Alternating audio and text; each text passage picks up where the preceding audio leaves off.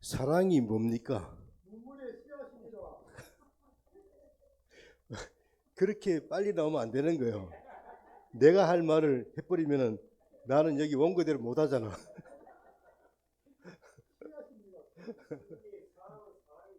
그렇죠. 명답입니다. 또 누가 또 우리 여기 우리 형제님 세령이 뭐라고 했죠? 안세령 형제님 뭐라고? 사랑은 인내다. 예. 그리고 우리 또 돌아가면서 이야기합니다 또. 여기 아니 뭘 어디 보고 있어? 사랑은 예? 사랑은 잘 모르고 그 다음에 사랑은 배려고 그 다음에 저기 그 마리오 어? 그냥 각자 생각나는 거 이해도 되지 뭐. 우리 야고보 형제님은 네? 있네. 뭐 생각 안 해볼 수도 있고 또 그래요. 예. 사랑은 나는 여기 온 걸 사랑이라고 생각합니다. 뭐 각자 다 느끼는 게 다르지요. 일률적이라고 할 수 없죠. 뭐 왜냐하면 생각 안 할 수도 있고 또 생각날 수도 있고 왜냐하면은 저는 이제 썼으니까 한번 물어보는 거죠. 그냥 시작하기는 강론 그냥 하려면은 좀 서먹하잖아요. 그러니까 좀 분위기를 좀 띄우려고 그러는데 좋았습니다. 사랑은 뭐라고요? 인내라고요. 야고보 뭐라고요? 예. 그래서 제가 보니까 이게 근데 사랑은 눈물의 씨앗이라는 그 말은 내가 옛날에 한번 써먹었기 때문에 여기서 이제 안 써먹으려고요. 원장님이 또 이야기했기 때문에 기분 나빠. 내 마음이 간파됐어. 그래 예수님이 너희는 내 사랑 안에 머물러라. 네 사랑 안에. 근데 사랑이라는 걸 이제 좀 한번 생각해 봐야지만이 거기에 머무를 수도 있고 안 머무를 수도 있고 또 다른 생각도 해볼 수 있고 뭐 그러잖아. 그죠? 그것이 그래서 사랑이라는 단어를 갖다가 우리가 이렇게 생각할 적에 참 많은 것을 우리가 거기서 말을 할 수 있을 거예요. 그래 이제 사랑이라는 단어를 나도 옛날에는 몰랐죠. 이거 뭐 생각도 안 해보고 그런데 이제 점점 커나가면서 우리 그러니까 어릴 때는 사랑이라는 단어 자체를 쓰는 것 자체가 힘들었어요. 그렇지 않았습니까? 나이 많은 사람들 사랑이라고 표현하는 거, 사랑이라는 말하는 거 이게 낯간지러웠어요. 사랑이라는 그 단어 자체가. 왜냐면은 듣지도 보지. 그러니까 저희 부모님도 보면은 연세가 많으신 분이니까 어머니하고 아버님하고 11살 차이 났어요. 그러니까 두 분은 싸우지도 않고 아버님이 어머니한테 항상 존대를 했고, 근데 아버님은 맨날 편찮으셨고, 어머니 혼자 그제 생선 지고 다니면서 온 그 시골 마을 다니면서 판매해서 먹고 살아. 뭐 땅이 없으니까. 그래 사랑이라는 단어에 대해서는 그 당시만 하더라도 제 어릴 때만 하더라도 뭐 좀 낯간지러운 그런 표현. 요즘에는 뭐 사랑이라는 단어를 너무 잘 쓰잖아요. 그죠? 우리 원장님 사랑하십니까?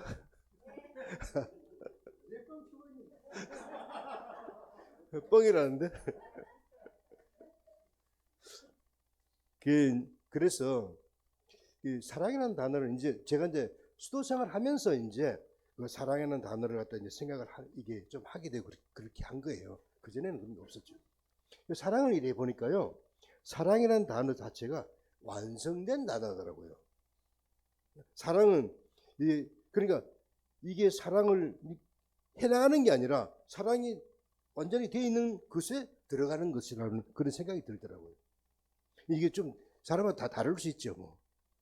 그래서 그러면은 그 사랑을 이제 생각하다 보니까 이제 하느님을 생각하게 되는 것이고 사랑의 원천이 어디냐 그러니까 원천은 하느님이라는 이렇게 생각되는 거죠.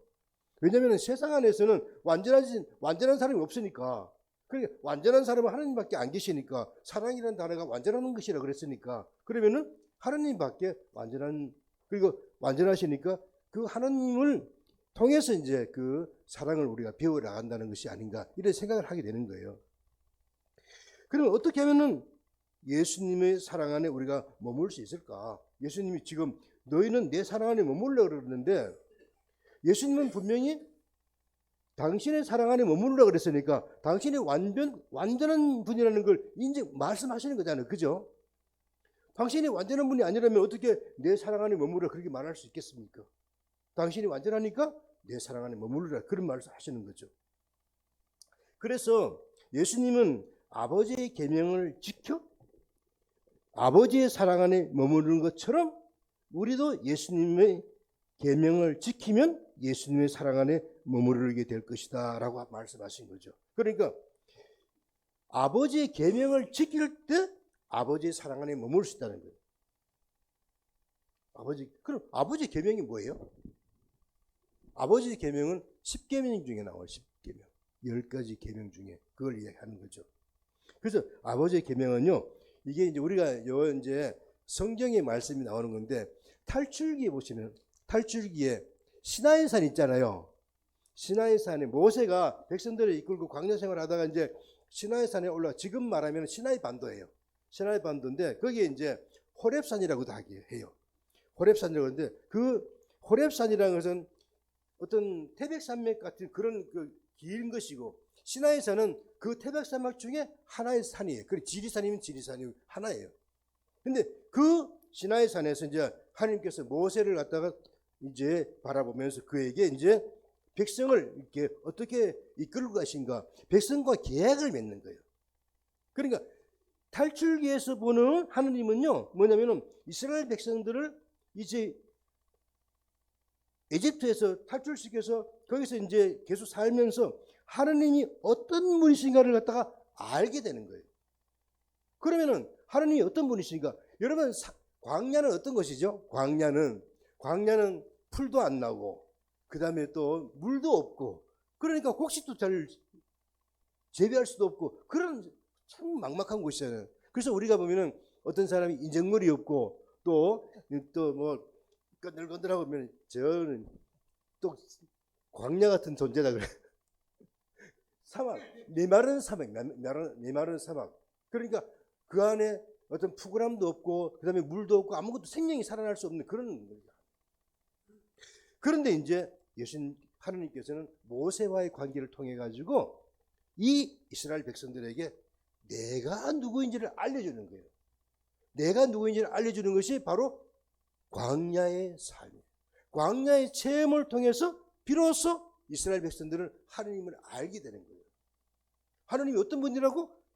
하느님은 그들을 먹여주고 입혀주고 재워주고 그들을 맹수에서 보호해주고 외적을 통해서 이렇게 쳐들어오는 것을 갖다 막아주고 그런 분이었던 거예요. 하느님의 이들이 광야에서 생각해 보십시오. 광야는 허허벌판인데 거기에 동물들도 있을 것이고 인간이 힘으로 하면 동물을 이겨낼 수 없잖아요. 그죠? 그러니까 그런 어떤 광야 생활하는 거죠. 그러니까 완전히 노출된 거. 그러니까 인간은 정말 도구를 사용하지 않고는요. 인간은 세상 안에서 그렇게 연약한 존재일 수가 없어요. 여러분들 지나가다가 한번 보세요. 뭐 예를 들어서 뭐 이게 미친개가 막 다른다 그러면 여러분들 미친개하고 맞서가지고 싸우려고 그럽니까? 힘들죠. 예, 그만큼 동물들은 아주 강하지요. 그런데 그것을 다 보호해 주시고 그들에게 광야에서 먹을 걸 주시고 먹을 걸 뭘 줬냐면 만나를 주셨어요. 생선도 주시고 또 바위에 두드려 가지고 거기서 물도 나오게 하고 그러니까 하느님이 누군지를 갖다 거기서 알게 되는 거예요. 그들이. 그래서 맺은 것이 뭐냐면 계약이에요. 그때 나온 게 십계명이죠.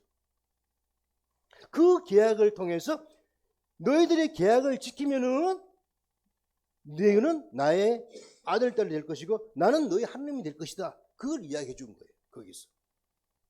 그러니까 이 이스라엘 백성들에게 있어서는요. 하느님을 안 것을 너무 감사한 것이죠. 그런데 이 하느님을 알미 점점점 발달돼가지고 그들이 하나님이 온전히 공경하고 그랬으면 괜찮은데 사람의 마음이 어때요? 갈대의 마음이에요. 갈대의 순종입니까? 뭐 항상 이렇게 왔다 갔다 하는 거예요. 그러니까 내가 기분 좋을 때는 하나님이 가까이 있어요. 내가 기분이 안 좋을 때는 하나님은 안 계셔요. 이런 상황이 우리 인간에도 있는 거죠. 이스라엘 백성들이 그런 존재였던 거예요. 그래서 이스라엘 백성들이 이제 언제 다시 하느님의 존재를 다시 그리워하고 깨닫게 되냐면요. 사람은 있잖아요. 항상 어떤 어려움이 있을 때 나를 돌아보게 돼요. 어려움이 있을 때 내가 옛날 상황에 이때 좋았던 기억이 나는 거죠. 언제나 이스라엘 백성들이요. 나중에요. 저 바빌론이라는 곳에 유배를 가요. 이스라엘이 완전 망해가지고 유배를 가거든요. 유배 가서 자기들을 돌아보니까 우리가 하느님에게 죄를 졌구나. 그런 생각을 하게 되는 거죠. 그때 이제 누구냐면은 바로 거기에서 이제 페르시아의 고레스 황제라는 게 있어요. 고레스라는 황제가 자 바빌론을 다 통합해 가지고요. 지금 말하면 페르시아, 그죠? 이란 있죠. 이란에 그 대왕이 된 거예요.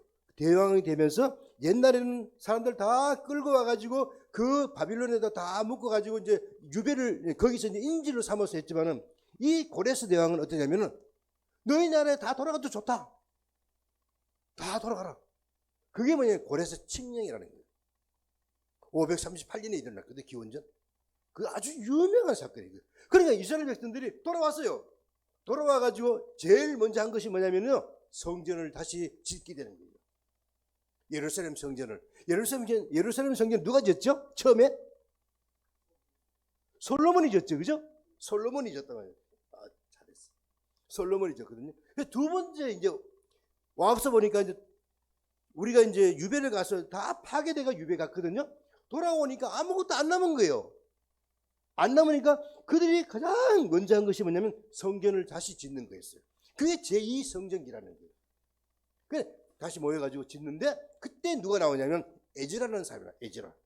에즈라가 나와가지고 이스라엘 백성들한테 자 우리가 이렇게 잘못된 삶을 우리가 거기 가서 엄청난 고생을 하고 돌아왔는데 보니까 왜 우리가 그렇게 왜 그런 생활을 하게 됐느냐 알아보니까 우리가 하나님과의 계약을 위반했기 때문에 그런 거예요. 계약을 하나님과 맺은 계약을 잘 준수했으면 괜찮았는데 하나님과의 계약이 삐뚤어진 거죠. 그래서 이제 이 에즈라라는 사람이 자 지금 이제 앞으로 이 계약이야말로 10계명을 갖다가 이제 하나의 헌법으로 반포하는 거예요. 헌법은 내 마음대로 고칠 수 있습니까? 못 고치는 거죠. 그래 그 헌법이 뭐냐면 점점 이렇게 살이 붙여져 가지고 나중에 그것이 율법으로 되는 거예요. 그만큼 그래서 이제 거기 보면 이제 이 율법이 이제 더 많은 그러니까 10계명에다가 규율과 규범과 뭐 이렇게 자잘한 걸 막 갖다 붙여가지고 이제 그다음에 율법 그 율법이 이제 613가지 그 조항을 갖고 있는 거예요. 아주 그걸 하나하나 다 지켜야 되는 거예요.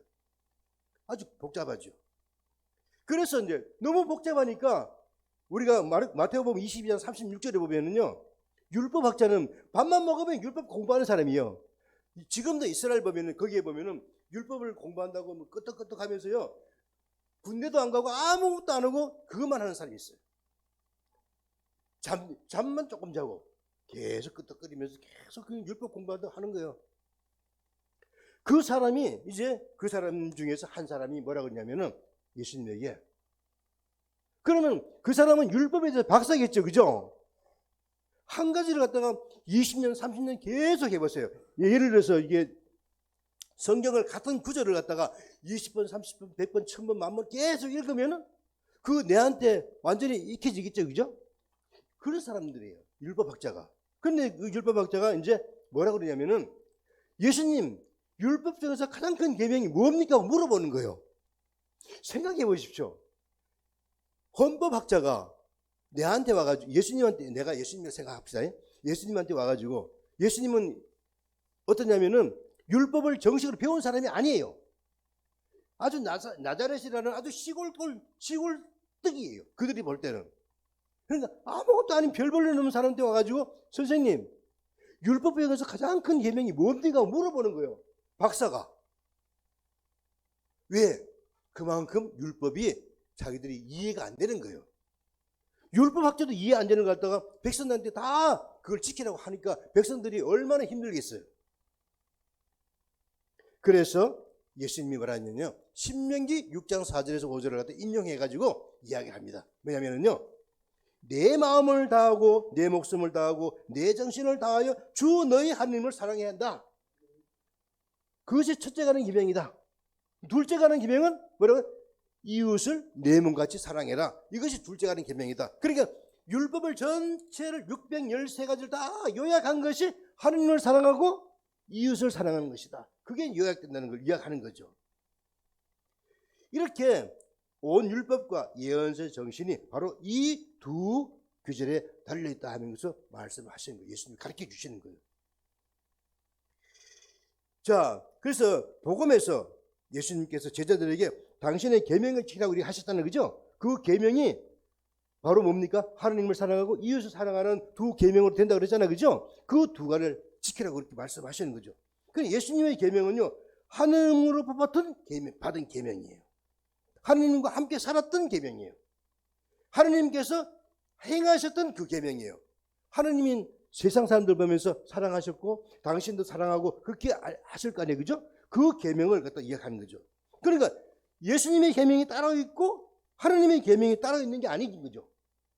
예수님과 하나님은 온전하게 결합된 분이시기 때문에 예수님의 계명을 지키는 것이 바로 뭐라고요? 하나님의 계명을 지키는 거다. 그렇게 되는 거죠. 이게 좀 재미없죠, 그죠? 슬슬 재미없어지죠. 재미없어요. 그래도 어쩔 수 없어요. 내가 지금 적어놓은 게 있기 때문에 이걸 다 해야 돼요. 자, 그래서 왜냐하면 나도 이걸 하려고 아주 오랫동안 이걸 뭐 쓰고 했기 때문에 머리를 짰기 때문에 여기서 해야 돼, 나도. 자, 졸리는 사람 자도 돼요. 괜찮아요.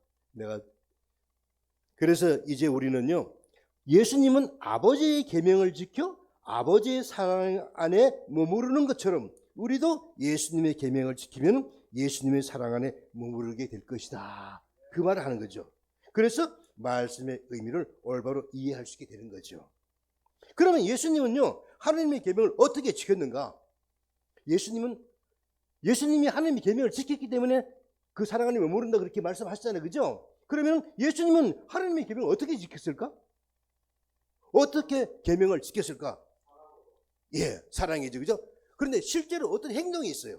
그 행동이 뭐냐면요, 공생활 중에서요, 공생활이 뭡니까? 3년 동안 그 사람들 만나서 뭐 병도 고쳐주고 좋은 말씀도 해주고 빵도 기적도 내리고 이런 것들을 많이 한 3년 동안 하셨잖아요. 그죠? 3년 동안에 그 중에 한 가지가 사마리아 여인이라는 걸 혹시 아십니까? 사마리아 여인에게 가서 물 좀 달라 그러잖아요. 그 당시에 사마리아 여인하고요, 사마리아인하고 유대인하고는 상종조차 안 했던 사람이에요. 상종을 안 했어요. 네? 상극이. 물과 기름이죠. 물과 기름이 완전 그런 존재예요. 둘. 그런데 그 역사적인 것은 나중에 또 이야기할 때 있을 거예요.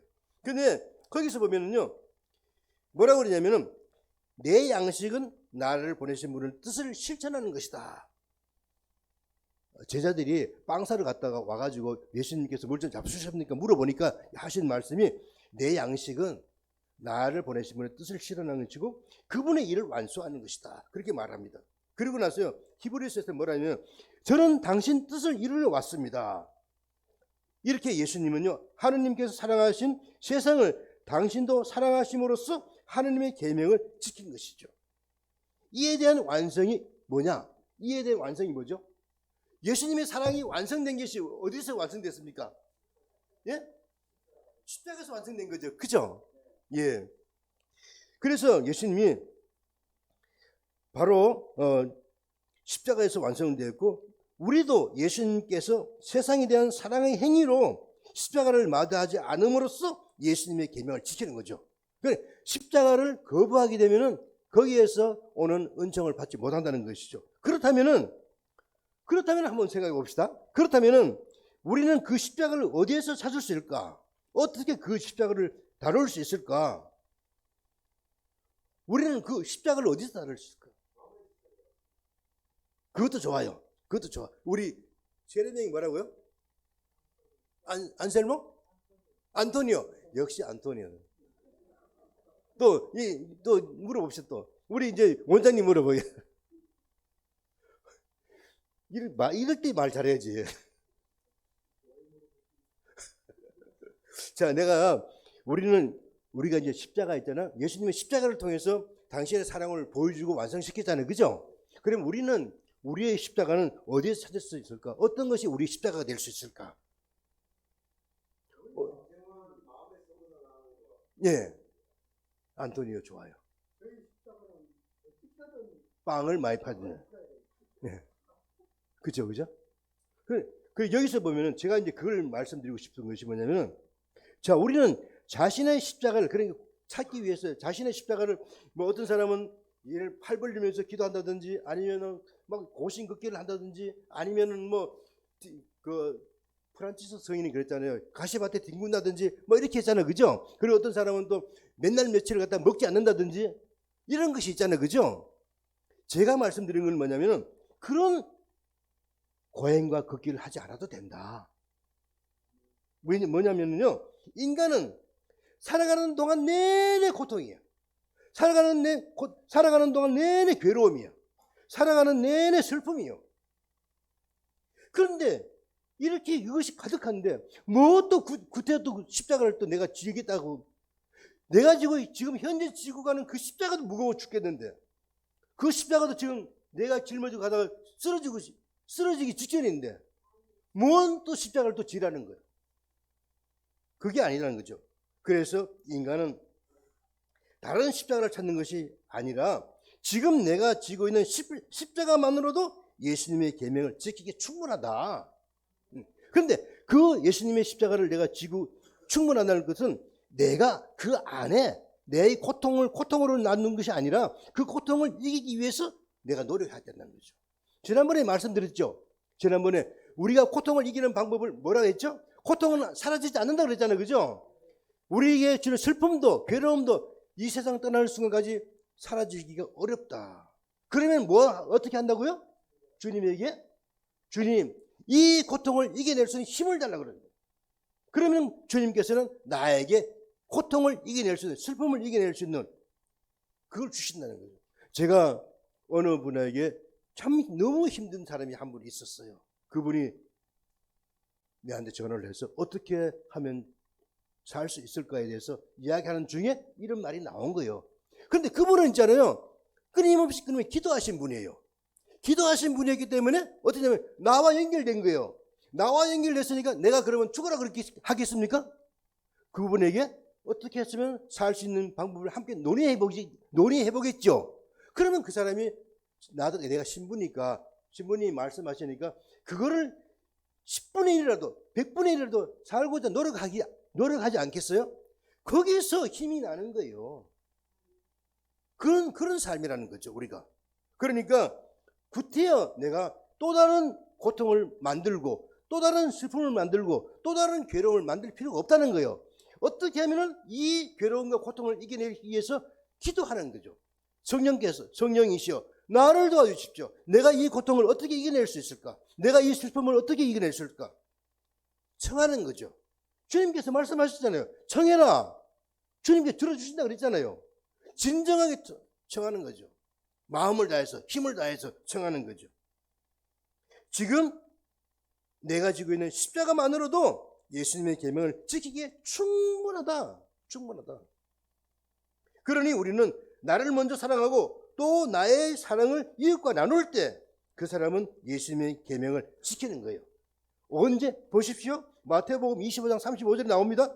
너희는 내가 굶주렸을 때 먹을 것을 주었고 내가 목마르었을 때 마실 것을 주었으며 내가 나그네였을 때 따뜻이 맞아들였다. 이게 사랑의 행위라는 거죠. 내 마음이 주님에게로 쏠리면 이런 행동을 하게 되는 거예요. 지난번 제가 잠깐 말씀드렸죠. 여기 할 게 너무너무 많은 거예요. 이 공동체에 너무 많은 거예요. 이걸 갖다가 뭐 사람을 사서 쓰겠습니까? 뭐 청소업체를 불러오겠습니까? 우리의 장정들이 얼마는데? 내 집인데, 내 건데. 그래서 이로써 이제 우리는 예수님 안에 영원한 생명을 갖고 그 안에 머무르게 되는 거죠. 내가 머무러서 가는 게 아니라 주님이 나를 데리고 가시는 거예요. 그곳으로 데리고 가시는 거예요. 그러니까 감사하죠. 행복하죠. 그러니까 주님을 만나는 거죠. 그러니까 이스라엘 백성들이 광야에서 하나님을 만났잖아요. 그죠? 하나님을 알게 됐잖아요. 하나님이 어떤 분이신가를 알게 되잖아요. 알게 되니까 그들이 삶이 새로워지는 것이죠. 예수님을 모르고 성령을 모르고 하나님을 모르고 우리가 살아간다는 것은요, 지옥이랑 마찬가지예요. 오늘 하루 우리가 살아갈 때, 오늘 하루 잠자리에 들어갈 때 주님을 진정으로 한 불러볼 수 있다면, 주님, 이게 진심으로 하는 거예요. 주님, 내가 오늘 하루 이렇게 살 수 있다는 것을 당신께 감사드립니다. 그 감사의 기도를 우리가 바칠 수 있다면, 진심으로부터 우러나오는 감사의 기도를 바칠 수 있다면, 주님은요, 그 밤에 우리를 꼭 안아주실 거예요. 주님은 제가 말하는 것보다도 더 감미로우시고, 더 다정하시고, 더 자비로우시고, 왜? 자비 자체이시고, 사랑 자체이시기 때문에. 저는 너희는 내 사랑 안에 머물러라. 준비됐죠? 주님의 사랑 안에 머무를 준비됐습니까? 오늘 저녁은 행복하실 겁니다. 성모 울타리 1회 우리 밀빵 보고 계십니다. 이 빵이 참 빵 잘 만들어요. 참 진짜 고소하고 맛있어요. 근데 우리 여기 빵은 내가 먹으면 아무 탈이 없어요. 그래서 좋은 줄 알아요. 여러분들 이 빵 한번 구입해서 드셔보세요. 그러면 아주 건강한 빵. 아이들 요즘 너무 방부제 많이 들어간 빵들 먹으면요, 그게 이제 환경 호르몬하고 연결돼갖고 애도 못 낳는 거예요. 그 중고등학교 때 다 망치는 거예요. 이렇게 건강한 빵, 귀양 먹을 거, 우리, 진짜 맛있다. 여러분들, 1회 우리밀, 전화번호 밑으로 나갈 겁니다. 전화하셔갖고 택배 주문하시면은, 그리고 이거는 받자마자 바로 드셔야 돼요. 왜냐면, 한 2, 3일 지나고 나면 바로 곰팡이 나요. 냉장고에 넣으면 또, 한 2, 3일은 또 되더라고. 냉동실에.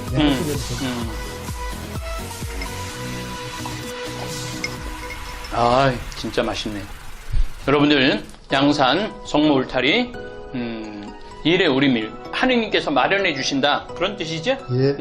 하느님께서 마련해 주신다 그래서 1회 우리밀 빵 많이 애용해 주시기 바랍니다. 맛 좋고 믿음 가는 순수 우리 밀빵 찐